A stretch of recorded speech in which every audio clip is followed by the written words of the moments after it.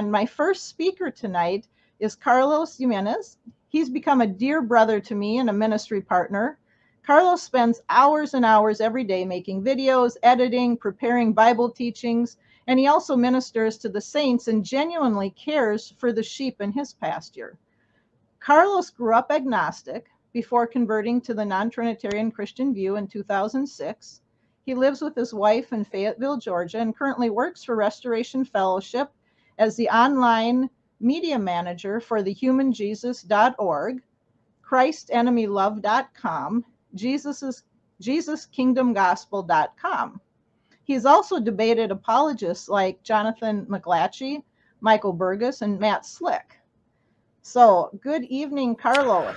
Good evening, Tracy. Thank you for having me. Well, you're very welcome. Thank you for joining me. I appreciate that. And tonight, I'm going to interview Carlos, and so it's going to be a little different. And I really want you to get to know him a little better and the kingdom work that he does. Carlos, you and I both do a lot of online ministry, and that's teaching and evangelizing with our video ministry, correspondence with those seeking truth, or ministering to the needs of the scattered saints. And I wanted you to know, and I'd like our listeners to know too, that your work has inspired me in my own ministry. Thank you. And yes, thank you.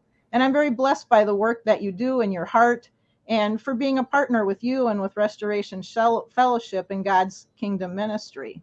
And it's also been fun moderating some of your debates. And after a few questions here to start, we're going to get on to talking about that ministry that you have of debating Trinitarians. So if you could start out, Carlos, please briefly share a little bit about going from agnostic to getting kicked out of a seminary, basically. You wanted to study there because of the faith that you found in the Bible. And then maybe share some questions that might be good to ask an agnostic person if you were trying to discuss the Bible with them.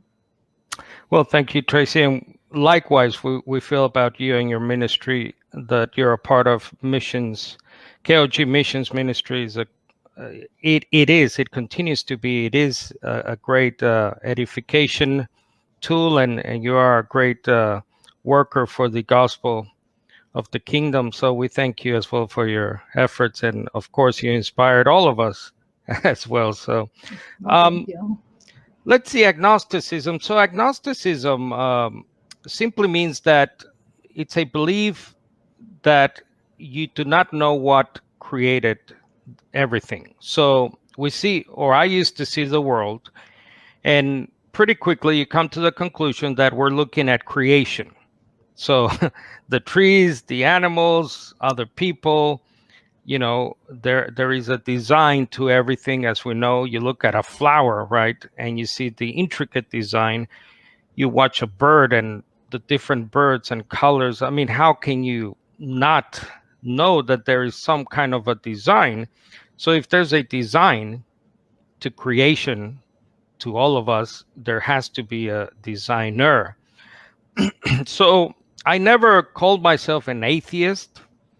I always say, you know, a true atheist is a dead person, because really, what are you waking up for, getting up in the morning and going to work and so on? I mean, so there has to be something there. I don't think anyone who's a true atheist, someone who denies that creator I just talked about, really exists. And if they do, they're probably dead. I mean, unfortunately.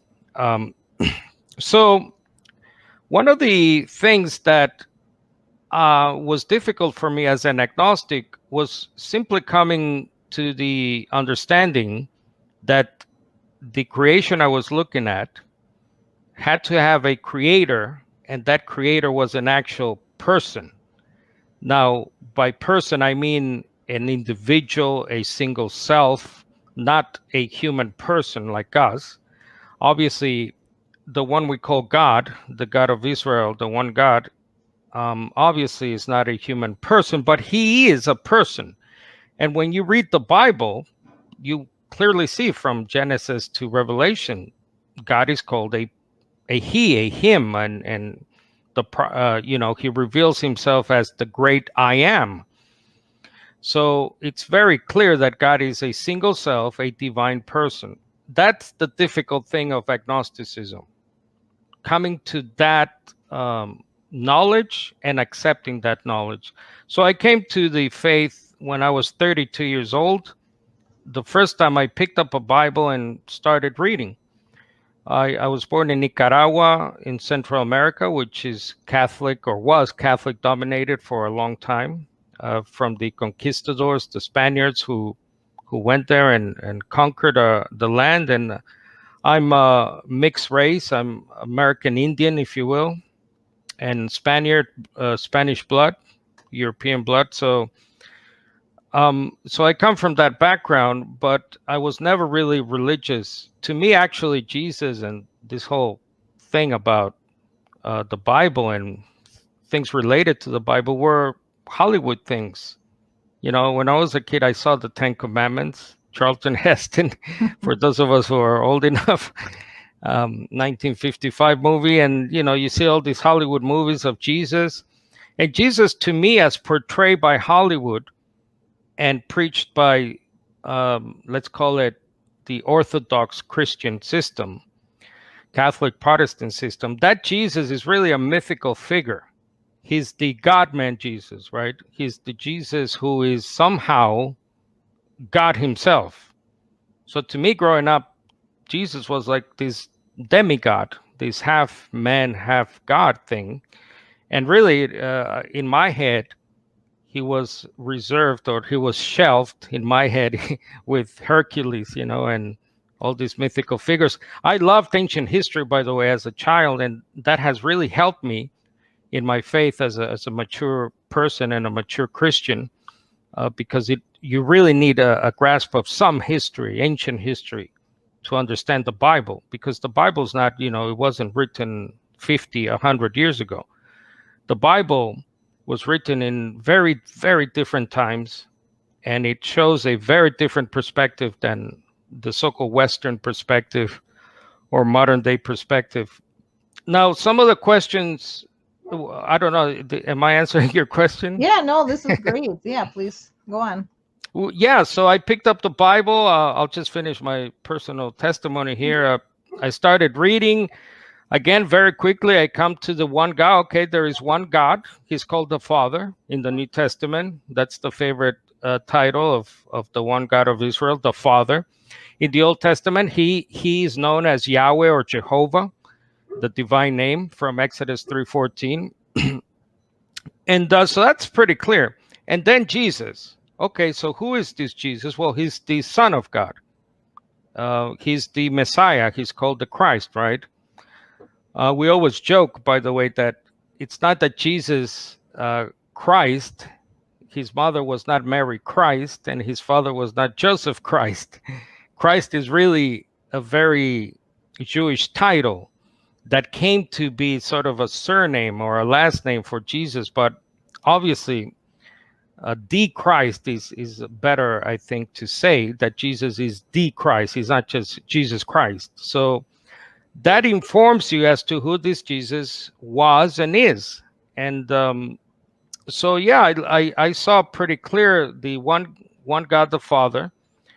Jesus was a human person that was uniquely procreated in the womb. Translations, your Bible translations use the word begotten, which is this sort of old, antiquated English word. I prefer procreated, which is what begotten means. It sounds better to our modern ears, I think. And it really speaks to the fact that this is a unique human person. As a matter of fact, Paul, the apostle, calls him the last Adam. So he's the sort of second go-around of the first Adam who failed. And yeah, so I quickly understood that. And then you come to the Trinity, of course, very quickly through your connection with other Christians. And really, at first I had to choose between following, let's call it the traditional evangelical Christian route and just, you know, going to your local Baptist or whatever church and becoming a quote Trinitarian, or becoming a non-Trinitarian, which puts you, as you know, in this category of you're a heretic and you're going to go to quote hell, which is what my last one of my last debates, my opponent, as you know, sent me to hell like 6 times or something.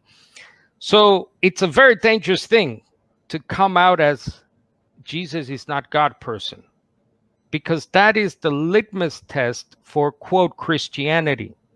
If you do not believe Jesus is God, and when they say is God, they mean like God, capital G God, who they call the second person of this Trinity. If you're not into that, and if you don't really confess that, you can be anything else, Tracy. For most churches and most Christians nowadays, you can really live any other type of lifestyle, and you're still acceptable. I'll still pray for you. You can still come and have coffee after my church is over. But if you say Jesus is not God, it doesn't matter what type of holy lifestyle you will lead apart from that. So it's a really serious thing. And that was the fork in the road that I encountered early in my Christian life. I was, again, 32 years of age. I wasn't that young of a man, but still, you lose a lot. And you classify yourself as an outsider for most Christians. And to me, that was a massive shock, because as an agnostic, looking from the outside in, let's call it, right, outside the window of Christianity, you see Catholic and Protestantism, you see that there are divisions. But at the end of the day, as an agnostic, you think, or you thought, that Christians are about loving people, about caring for people, about Imagine that. about having patience and right understanding. And sure, they go to war sometimes, right? They have crusades, holy crusades. But if you're an unbeliever, they have a lot of love and patience for you in general. But I was shocked when, as he alluded to, I was kicked out of this Bible school I was trying to join, so I can get my really a history degree, so I could become a history teacher. I never thought of becoming a pastor or anything like that, but just working within that system of the humanities, as they're called. But to this day, I'm shocked at the reception. The director of the institute I was trying to join, actually, after the interview they had to interview you. And in the interview, they talked about how God died on the cross. I don't know how it happened, but it came up. And I said, excuse me, God does not die. What do you mean God died? The Son of God died. And the director who was interviewing me, along with a professor of the institute, they just looked baffled. You should have seen their face. It was like, who is this person? We've never heard this. And they actually told me that, Carlos, we've never heard what you just told us. We will have to take a look at your application for this institute. But look, this is the director of the institute. He takes me aside, by the way. He takes me outside of the office alone, tells me that as an institute, they are representing a community, he says, that is Christian, quote unquote. And as such, if we accepted people like you, it would be like accepting fornicators, liars, or I think the third one was homosexual or something like that. And this is a long time ago, right? Because now Christian homosexuality is fine, apparently, or it's fluid. So to this day I'm shocked, and that was my introduction to what we know as Orthodox Christianity, or the Catholic Protestant system, that I have made myself an enemy of. Mm-hmm. Mm-hmm. Well, thank you for sharing that. And then after that, you came to America and you joined your personal ministry with Restoration Fellowship. A lot of people don't know that you were ministering over in Australia before you came here. And you managed 3 sites that I mentioned earlier. Could you just tell us a little briefly about each website? I'll pull them up here and They really are great evangelistic tools and getting these specific messages out to the world. Yes, thank you for sharing. So this is our ministry. So our ministry is called Restoration Fellowship, officially, legally. That's the legal name.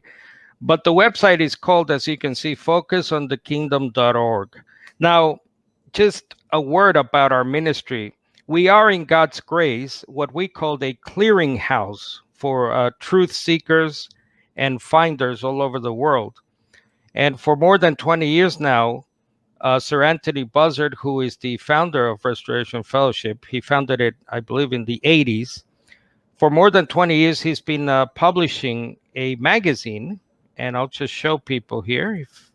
Let me see if I can. Well, and this magazine, Carlos, goes all over the world. I know we have it translated in Russian, and people all over the world in different countries get the magazine.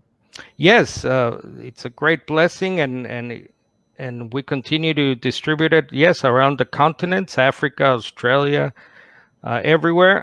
Can you see the link there? I'm sorry, I don't have my. Yes. Okay, so you go to links and you see their magazine. Just click on it, and it comes up as a PD. Well, actually, that's the page. So here are the months. It's a monthly magazine, and just click on any month, and they go back to, what is it, to 1998. So that's how far back it goes, way before my time. So Anthony edits this magazine. We publish many articles from other people as well, like yourself. And just click on any month, and there you go. You should be able to see that, a PDF. You can download it, share it, and yes, and most of our material is free on this website. So that's the magazine, and then we have the websites, as you mentioned, the theological conference website. So this is once a year, usually in the spring. By the way, we're south of Atlanta, Georgia. So we do this every spring. And then 3 other websites: The Human Jesus, Christ Enemy Love, and Jesus Kingdom Gospel. So let's see, what else can we say? So before this whole COVID thing hit, the pandemic, we've done mission work, well, through you. So we're partners with KOG Missions and Tracy Z. So we done missions trips to Russia, Europe, Turkey, Central America, South America. By the way, shout out to Ed, Pastor Ed in Peru. Yes. Pastor Alex in Nicaragua, Switzerland, and yes, in many other places. Let's see. Oh, we have a new link here, as you can see, podcast. So this is the most recent project Anthony and myself are doing. So he's recording most of his books and booklets, and I'm posting them here on this podcast. So just go to, once again, links, podcast. It should take you to this podcast page. And so far we have the Coming Kingdom of the Messiah booklet, and you can listen to it as a podcast. So there you go. Yep. You want to show the link to the Bible as well? That's a wonderful ministry. Thanks to Lori Jane and Simply Christian for getting that out for you. Yes, thank you for reminding me of the Bible. So you go to onegodtranslation.com. Actually, we should have a notice here. Do we have it? Okay, we should put it on our main page here. Yes, the One God Translation. Thank you to Lori and her team there. And this is Anthony's translation with commentary. It's only the New Testament, and you click there on Bible, and it's all online. And thank you to Lori, and thanks for reminding me. Yes. Well, so I know you do a lot of teaching, your own teaching and video production, but could you tell us just briefly a little bit about what you all focus on, what you do, and the editing you do of Anthony's teachings? You mentioned these podcasts right now. I know you're working with him on doing that, and you do a lot of producing of his material and his teaching, but your own as well. Yes, so that you go to the Focus on the Kingdom YouTube page for that. So under news, again, we're on the homepage of focusonthekingdom.org. You scroll down, and that's the YouTube link, and it should go there. Let me pause it. So this is our YouTube that I started back in 2010. As you can see there, we're nearing 3 million views. Let me zoom in on this. There you go. Almost 3 million views, 10,500 subscribers. So that's very good for us. And let's see. Yeah, so I forgot the number of videos, but I think we're nearing, is it 4,000 videos? So you can go to a playlist. So I put them by category. You have a learning Greek, by the way, if you like to learn Greek with Sir Anthony as your teacher. We have some audio here and teachings on Greek. And yes, many other playlists. The JW is very popular, as you know, Tracy. We attract many Jehovah's Witnesses, and a lot of videos on that. So yeah, and it's once I really again appreciate, Carlos, how you take, because Anthony has sometimes longer teachings or from the Q&A or from Sunday morning, and you take those and then you break them down and make shorter videos out of them and put graphics with it and all, which is really a blessing, because once it's out on the World Wide Web, it's there until, as Anthony says, until China shuts us down. yes. So what happens, as you know, is that most of us don't have time in our lives, right? We are fortunate, you and I, to do this really full time. So we're very blessed, very, very blessed by our donations, by the way. All the people who donate to our various ministries, thank you so much. But yes, so what I really spend most of my time doing is going through our Sunday church service, by the way, which you can go to live stream. Just click on live stream. So we have a church Bible study every Sunday. Except for this Sunday, just to make a note. Yes, it's not live this Sunday, but there will be a video, a pre-recorded video that we can now show. So if people happen to come on, there will be a video playing, but not live. Let's see, what was I saying? Yes, so the sessions, as you know, the Sunday Bible Studies Church lasts, what is it, an hour and a half, an hour and a quarter maybe, so most people don't have the luxury to just watch for hours and hours of endless material. So what I do is I just go back and grab the video. As you know, we use StreamYard. We're using StreamYard right now. And yes, just edit the video. Just make little short clips. I'll give an example of that. Let's see. Let me just pick one here. So many. Yes, for example, the state religion. So I would take this. This is a sermonette I contribute with to the Sunday church via a sermonette. So I would grab this and just edit it out from the main body of the Sunday morning church and upload it. And so basically it's a standalone teaching. And it goes for 5 minutes. This goes for 5 minutes, 10 seconds, not too long. And I think it's really helpful for people who are looking for different topics, by the way, and so on. So yeah, that's what I do most of the time. I thank you for doing that. I know it takes a lot of time.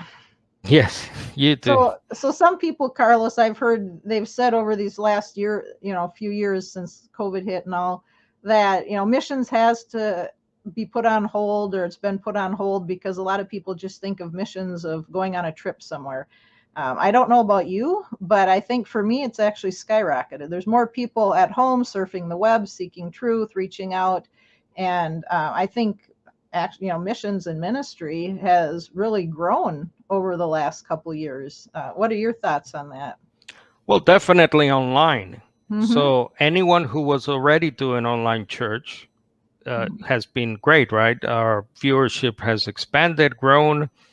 What you do is amazing. You organize the online Bible studies. You have women's Bible studies and so on. That's awesome. So yes, in a way, this awful pandemic has helped us with our online ministries. But obviously, the face-to-face, the getting together as a congregation, as a church, which is mandated, by the way, is obviously the best thing to do. But second best thing, I would say, is the online presence. And as you just said, when you're online, you're there forever, quote unquote, forever, and you can reach more people. So, for example, our theological conference that we had every year, we had to do it online, like most people.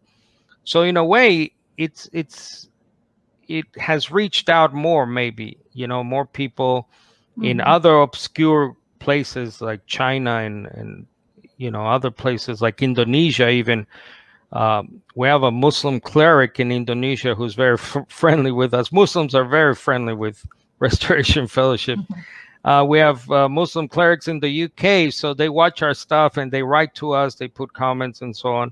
So in a way, yes, to say it has stopped mission work is not right at all. Before internet, it would have, definitely, but thank God we're living these times. And thank God God has given the ability to certain people to have this technology. But it's always, as you know, Tracy, how we use the technology for good or bad. So. Well, and you mentioned earlier thanking anybody that has donated to the ministries or to the different ministries that we support, people ministering. And it's not just a donation, it's a partnership. Everybody plays a role. And, like you said, not everybody has time or the ability or the desire to do it. But we all work together in doing this kingdom work. And I think everyone's a part of the team who's putting into it. And you mentioned meeting together, and I agree. I love, especially theological conference, getting together in person with people and all. But for the scattered brethren around the world, and even around the United States here, that's just not even feasible a lot of times. And I know when I lived in Russia, I had to wait for snail mail 3 to 4 weeks going one direction. And I was really happy when email came out because now you could hear back the next day. But now we have this wonderful video conferencing and things like that. And, you mentioned the women's Bible studies, and I'll mention that later. We have one going on Wednesday nights, and we're going to be starting in November on Tuesday afternoons here in the States. In the UK and Europe, it'll be around 7 o'clock their time. And I just have really been blessed by that. And I do feel like I'm sitting in the room with these women. And so, that is a blessing.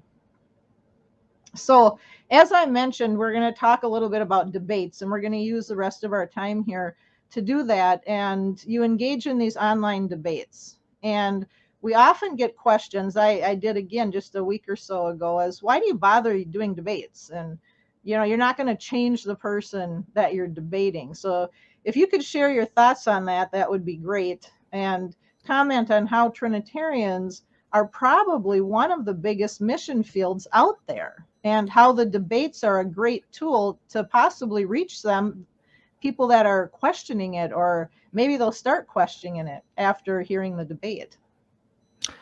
Right. So the first thing about debates, I think the most important thing is we debate, or I debate, first and foremost to get our view out there.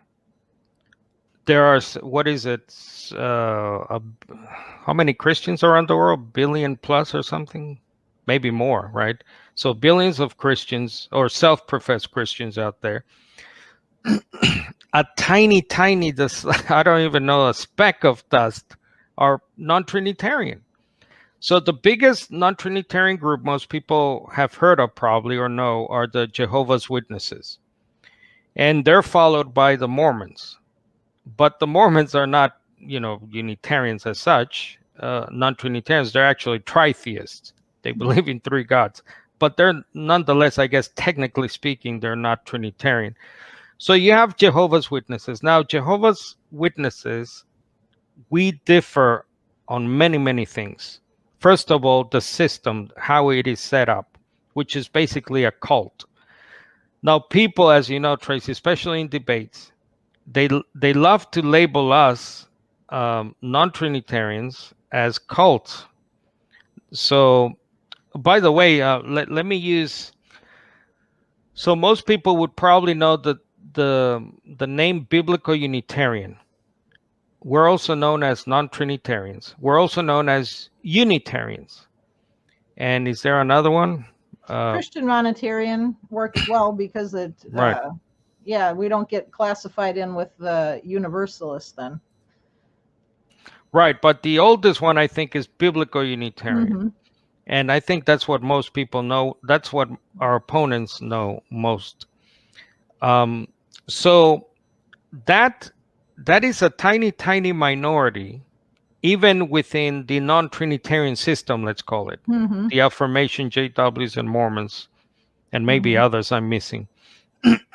So debates are primarily to give the Biblical Unitarian, Monitarian, is it Monitarian? Christian Monitarian, yeah. Right, and just that sort of view to people, that choice. In other words, showing them that there is a way to look at the Bible that is not about the pre-existence issue, for example, of Jesus. So that's a big disagreement within the non-Trinitarian system. Jehovah's Witnesses believe in the so-called pre-existence of Christ, in the, what do they call it, the pre-human Christ.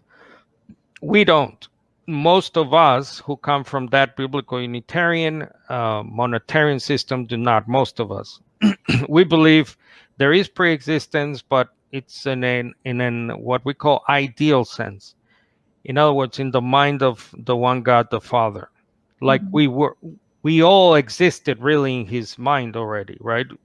Paul likes to talk about how we were chosen before the foundation of the world. You have been glorified, he says in Romans, for example, and so on, before the foundation of the world. You were predestined, foreknown, and so on. So that's what we call an ideal preexistence. So it's really to give airplay to that other option that's unknown to the world. Mm-hmm. The other reason for me is this is part of our Great Commission. Now, I don't mean to say that everyone out there should go out there and debate, because debating is how can I put this? To debate is a profession. First of all, you have to have obviously the desire. You talked about a desire earlier. Not all of us have this same desire. We're not all the same members of the body. We're not all apologists. We're not all debaters. We're not all pastors. We're not all teachers, and so on, right? So we have different functions in the body. All members are important, obviously, right? But there are certain levels to this too, right? There's a church order as well. We believe that God through Christ left an order on earth when it comes to the church. So we have the apostles, the 12 apostles. Then we have apostles in a sort of secondary sense. We have elders or pastors, as we call them as well. And then we have pastor teachers and so on. So there is a sort of hierarchy. And I think the debating one falls somewhere in there, probably in the pastor teacher office, I think. So we're not all cut out the same. So it's part of my Great Commission. Now, how effective I am in debating is in the eye of the beholder, obviously. So, for example, if in my first couple of debates, more than one person or maybe a group of person would have said, "Hey, Carlos, you know what? We don't think that's your that's where God is calling you. You know, we don't think you were effective. In other words, we think you're uh, doing more damage than good to the cause." Now, you get your critics, even from among our own people, right? You get people saying, "Oh, you know, you missed this or you missed that." But overall, the feedback has been so far, in my case, very positive. And they say, "Yeah, that's great for people to hear. I think that edify people." And I get other people from around the world now commenting and so on. So that's why I keep doing it, I think, because, I think it's effective. Debating is not about me as such, it's about the Great Commission. It's about putting our beliefs out there that Mhm. are really unknown to the world, and how effective it is to the audience. So, point number 3 about debating in my book is it's not about your opponent, it's about the audience. It's about the people at Pentecost, right? When Peter is out there, he's preaching and he's telling them about the man Jesus, how he has been chosen by God the Father, and so on. His goal are the people. The other point about debating is it's biblical. Yeah, we'll Gee, take a look at that here in a minute too, with like looking at Paul. right, and I actually wanted to share a section here of scripture. If you can give me the where is it?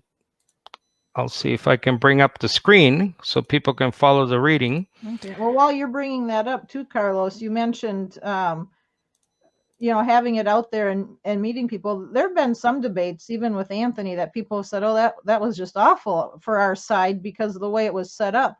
But we still have people. I know a few months ago there were people saying, because of that debate I watched, I came to understand this truth. So you just don't know how God's going to use it or when he's going to use it. It could be 10 years from now. Yeah, so you're talking about a debate.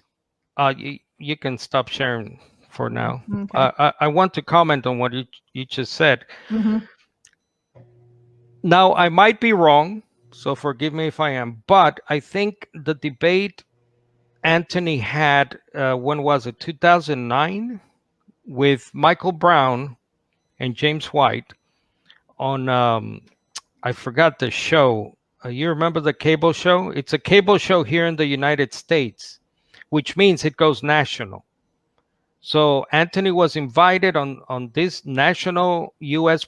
show to debate these two big names of apologetics in the evangelical world over here in the United States, called Dr. Michael Brown and James White. But unfortunately, as you said, it was a bit rigged. They gave him, it was a 2-on-2 debate, and his partner was this unbelieving Jew. Was it Mr. Good? I mean, I don't have anything against Mr. Good. He's a Jew, but it wasn't, fair, sort of. I mean, at the time, and even today, we regret that I wasn't there or you weren't there, or someone else from our side. So it was a bit unfair, but I think to this day, it is the greatest opportunity.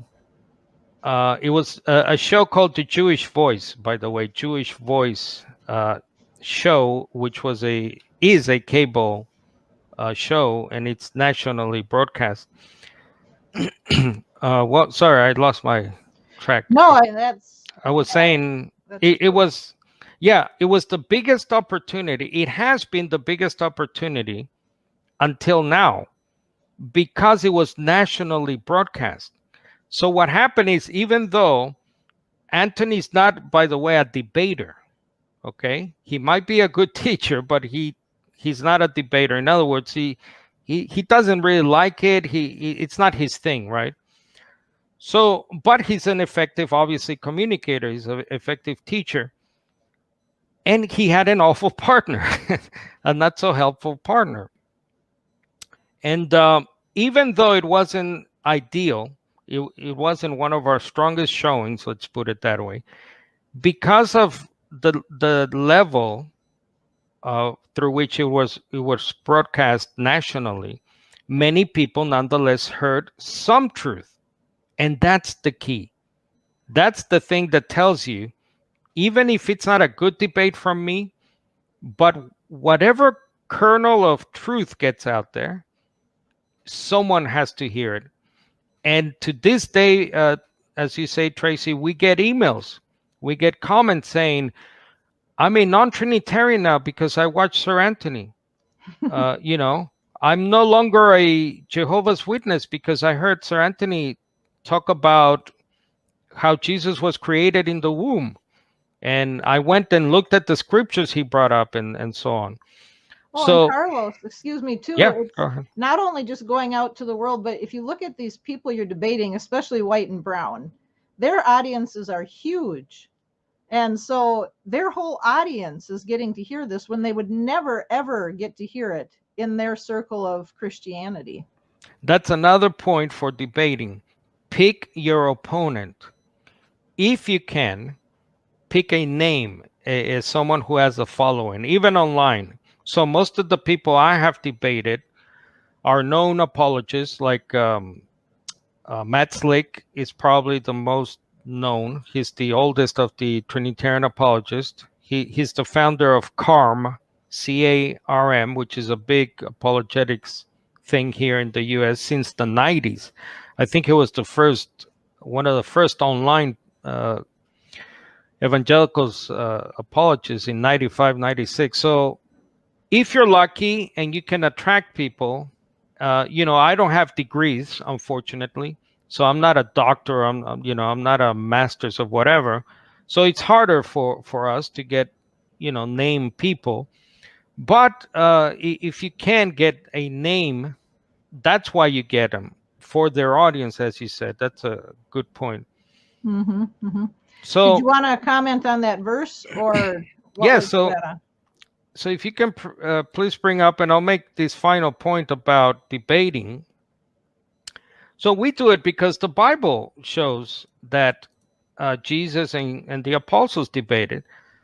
So I'll read here sections from 2 Corinthians, where are we? Chapter 10. Let me read sections here. I myself, Paul, entreat you by the meekness and gentleness of the Messiah, I who in your presence am meek among you, but in absence I am bold. I beg you that I may not, when I am present, need to be bold with the confidence which I intend to show against some who consider us to be behaving according to human standards. Even though we live as human beings, we do not wage war according to human standards. For the weapons of our warfare are not human weapons, but made mighty by God for tearing down strongholds. We are tearing down arguments and every arrogant thing which is exalted against the knowledge of God. We are taking every thought captive to the obedience of Messiah. We are also ready to punish all disobedience whenever your obedience is complete. Okay. Now, I'm not coming out here as some kind of apostle. I'm not Apostle Carlos. I'm not fit. Professor from the last debate. Right. I'm no Professor Carlos. I'm not fit to tie Paul's straps. I'm not fit for that at all, obviously. But there is some lesson here for the church, right? So we are to not see people as our enemies. And this is where one of my, pet projects, if you will, comes in: loving your enemy. Somehow finding it in you to love the opponent you're debating. To say to yourself, okay, I'm not really debating the person in front of me. It's something spiritual here. There's a spiritual battle going on. It's even outside of religion, debating is about battles of ideas, right? So it's not personal. Don't take it personal. Try and keep calm, cool, collected. Uh, that's why it's important to pray. If you're into fasting, fast before a debate. And Seek having other people pray for you as well, Carlos. exactly, seek the counsel of others. And I'm very fortunate to have a wife who is really my teacher in many ways. She was born in this belief that we share, so she's really my teacher, my wife, and Sarah. And you know, uh, I don't know what I would do without her. But people like you, Tracy. So we need counselors too around us. Don't just go out there and do it alone. Test your arguments out with your fellow brothers and sisters. Um, let's see, what else do we have here? So we need to. Are you done with this screen? No, just a minute. Okay. I was going to. Yes, so it's very important. Verse 3, right? Verse 3. We do not wage war according to human standards. And then verse 4, very important.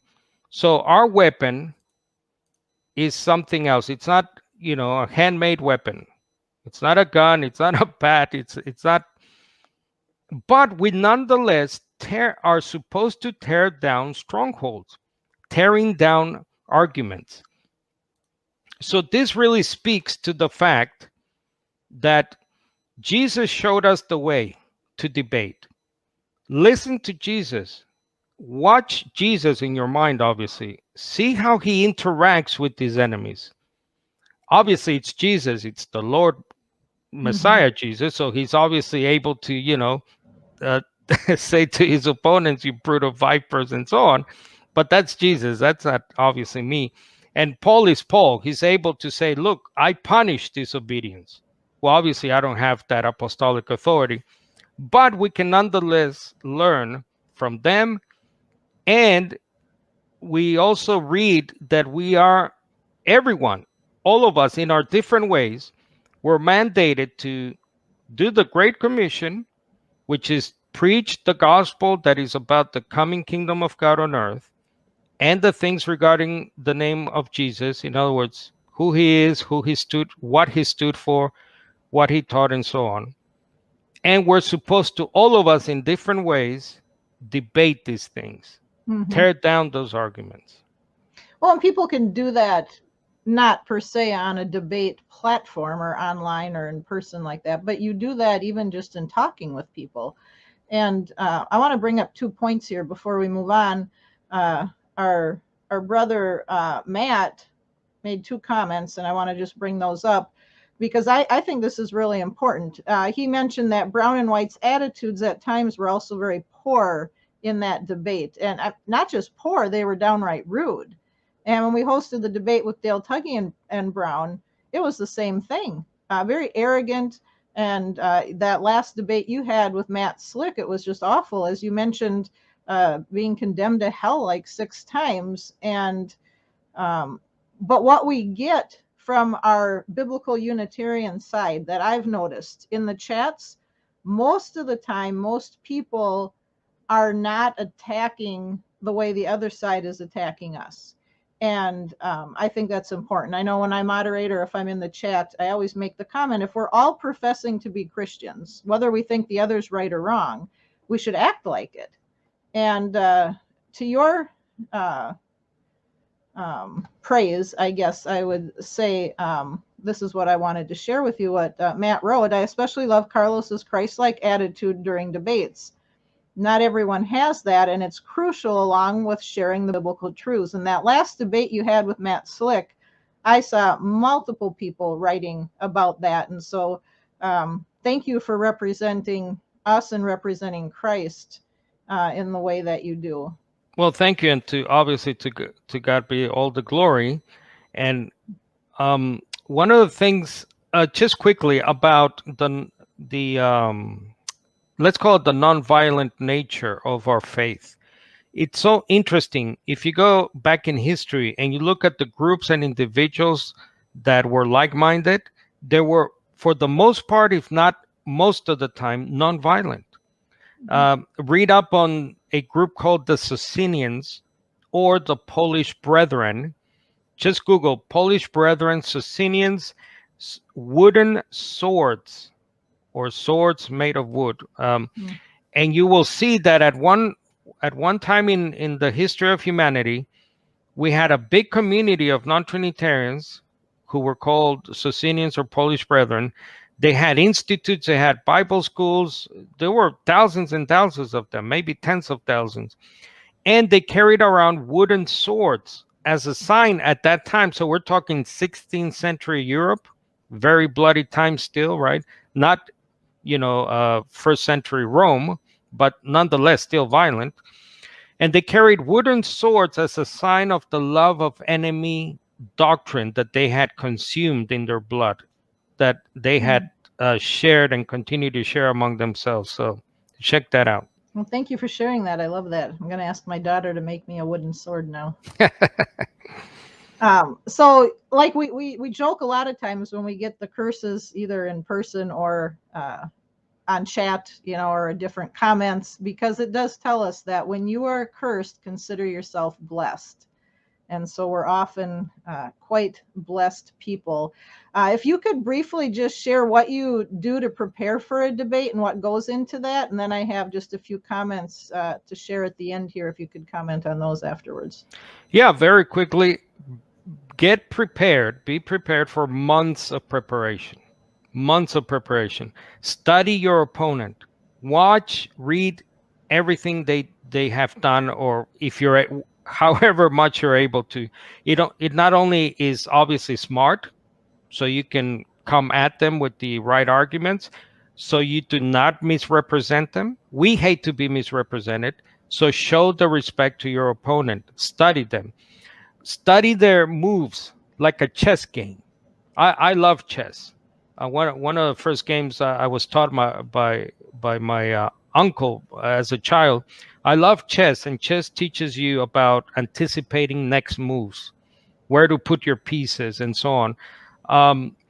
Remember that the criticism will come, like I said earlier, but find blessings in the curses, as you just said, Tracy.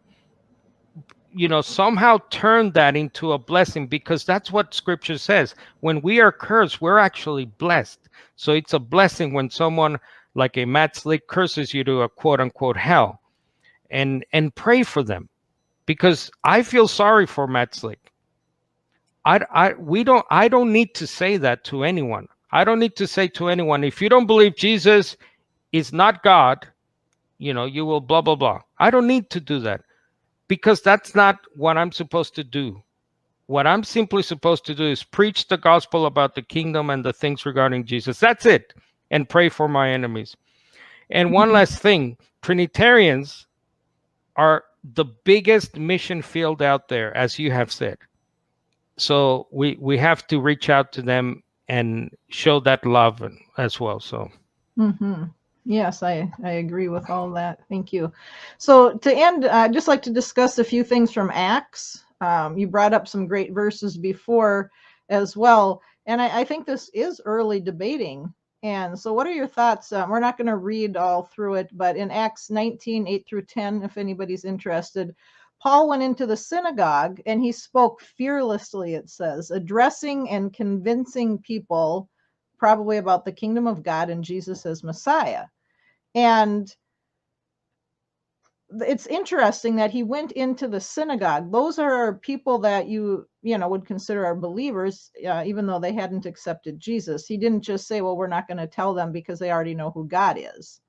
And then we see the same thing in Acts 17, 2 through 18, where Paul goes to the synagogue again, to the Jews, and then to the marketplace, and addresses them from the scriptures and explains and demonstrates the truths about Messiah Jesus. And I think that's a great definition for what you do. And it says some were persuaded and others were not. And it made some people angry and it riled them up against him. But as you mentioned, Jesus tells us that when people reject us, it's not us they're rejecting, it's him.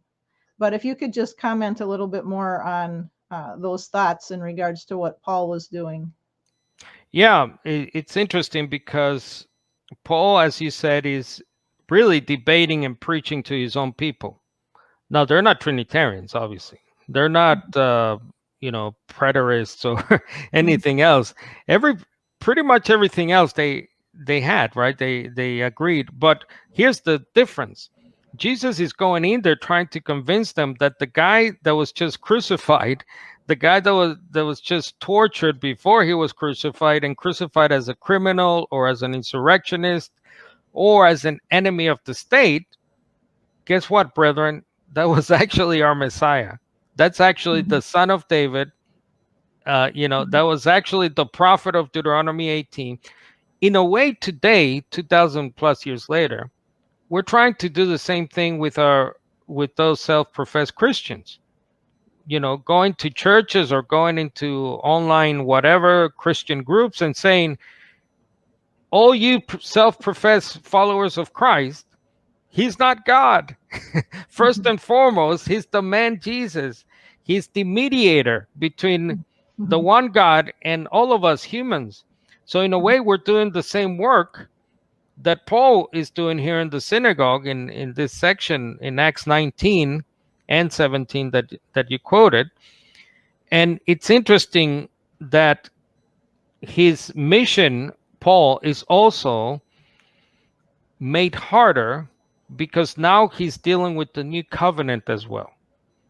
So there are two massive things now that he's trying to, what I would say, reform within his old religion. He's trying to reform two things. Well, he's trying to reform the one thing, I should say, the law of Moses. Guess what, brethren? The Jewish calendar, the new moons, holy days, Sabbath, actually, they were a shadow. And the Messiah came, and he's the real thing. Guess what? The food laws in Romans 14, Paul says, all foods are clean. And he's saying only what Jesus said in Mark 7:19, by the way. When Mark says that Jesus had declared all foods clean when he was teaching them about how it's not what goes into your mouth and goes into your stomach and out of your body, but it's the bad words and so on. Those are the things that make you unfit, unclean for in standing with God. So he's trying to reform Judaism in that way, and he's trying to convince them that this criminal who died a horrible death on the cross, guess what, brethren? That was actually the Lord of David, the Adonai of Psalm 110. That was him. That was the prophet. And I'm here to try and convince you of that. Unfortunately, for the most part, he fails in the synagogues. So what happens? In that, I think in that same account you brought up, he says, well, you have chosen to how's he put it? You have chosen to put yourself as unfit for this salvation before you. Therefore, I'm going next door to the Gentile house or to the Gentile, shop or store or whatever. And then this is where we get the blessings of the gospel about the kingdom and about this man Jesus, who is the Messiah, the promised one. Yeah, amen to that. And you mentioned loving our enemies. When doing that, we look at Stephen. I always like to look at that example. And when he preached and they got really angry and they took him out to stone him and killed him, he didn't fight back, and the other apostles didn't rush in to try to save him. I'm sure they were very angry about that. But the blessing that he received as he was dying, and then just knowing that hope of resurrection, because it tells us not to fear who can destroy our body now temporarily, but fear the one who could destroy you forever. And if we try to always keep that our focus, we're going to talk on Saturday to some of our brethren over in Pakistan. Hopefully, pray for the internet to work well. But they see their biggest mission field as to Trinitarians over there. They're legally not able to preach to Muslim people, and that could be very risky, but they're experiencing the same thing. They get yelled at, beat up. We saw, our sister got, abused not long ago for doing that, and they're not responding in like. So I think that's a huge witness for people hearing their message and seeing that there are different. They're preaching these things, but they're not, responding in like. Just like when you or, when Dale Tuggy with, Brown, you guys don't respond in like to their rudeness and to their arrogance and, their Matt Slick's, verbal abuse to you. You didn't respond, as Matt Sacra mentioned as well. I want to bring up one other comment. Everyone who's commenting, really appreciate it. Please keep it coming. I can't respond to all of your comments, but I do see them. Thank you very much. And Phyllis Carruthers wrote to you, Amen, Carlos. Thank you for your dedication and allegiance to the kingdom of God. And I agree with that. Thank you. Yes, thank you, Phyllis. I'm glad you're watching. Thank you. So do you have anything that you'd like to add in regards to, debates or reaching agnostics or anything in general, what you'd like to share with our audience? Yeah, just one last thing from our website, if I could share. So yeah, sure. Once again, focusonthekingdom.org. If you're on the homepage, scroll or move all the way down the page. By the way, there's a good Bible quiz here that you can do. Subscribe to our magazine. So once again, this is edited by Sir Anthony. It's been going since 1998. If you'd like to get a PDF, an online copy, we can put you in our mailing list. If you'd like a physical copy, also let us know.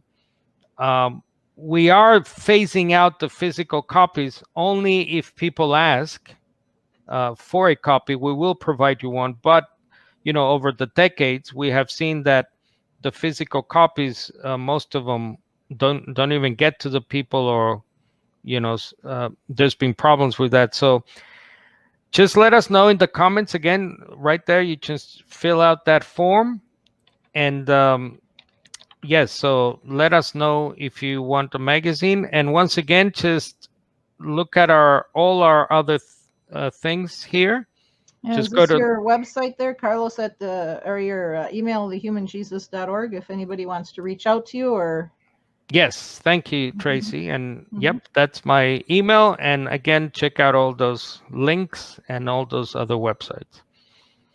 Well, thank you very much, Carlos. I appreciated you sharing. And like I said, I really appreciate all the work you do and the debates you do. I really enjoy moderating. I love doing that, but I certainly, I don't want to be on the other side of the debate.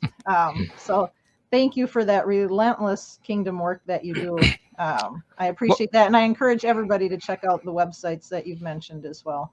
Well, likewise, thank you, Tracy, for your hard work. We inspire each other. Let's just live it at that. And we thank you so much for KOG Missions, the ministry you're part of. You're helping a lot of people around the world. People, they don't know the amount of work you do behind the scenes. Thank you for putting all these women Bible studies together, organizing them. You're a big comfort to a lot of people. I know that firsthand. You're a great comfort to me in my life when I need someone for advice and guidance. I call you my big sister.